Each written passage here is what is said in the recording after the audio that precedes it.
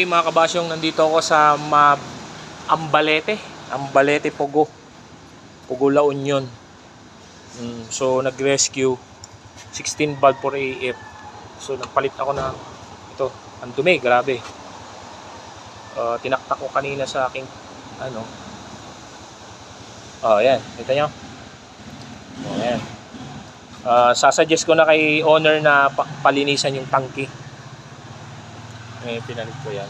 Tapos ignition coil, part kami. St. Thomas, parehas kasi na St. Thomas ang pag umaandar, tas hihinto, aandar, hihinto. Pero ito kasi kapag lumamig, aandar. Kapag ang fuel filter naman ang sira, mga kabasyong, is pupugak-pugak, aandar, pero pupugak-pugak. Nakita ko na ganito yung sitwasyon ng kanyang yan. So, automatic palit na yan. So, ito, Iki brand. Yan, Iki brand. Pinalitan natin, Denso, yan. Denso for AF. So, tapos ko na alam niyo naman, nakita niyo na kung paano tayo magpalit ng may mga videos tayo niyan. So, ayan.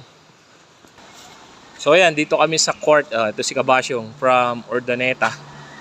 So ang tagal ng alam po, 1 week Kabasyong? 1 week. Ito si sir. Sir, hello po. Busy sir nagsisend pa ng dito tayo. Ayan, ito yung kanilang barangay hall. So ayan, tapos na natin. So pwede nang ni Kabasyong. So ayan, for AF engine. So andito kami, pabagyo kasi kami. Sabi ko, sige, daanan na rin natin si Kabasyong. Total, nandito na tayo. Check ko pa yung vacuum lines niya. Ayan. So yun lang. Maraming salamat sa panonood, mga Kabasyong. At kung di ka pa nakasubscribe, please subscribe and paki-like ang ating Facebook page. Yun lang. God bless. Dahil sa ignition coil.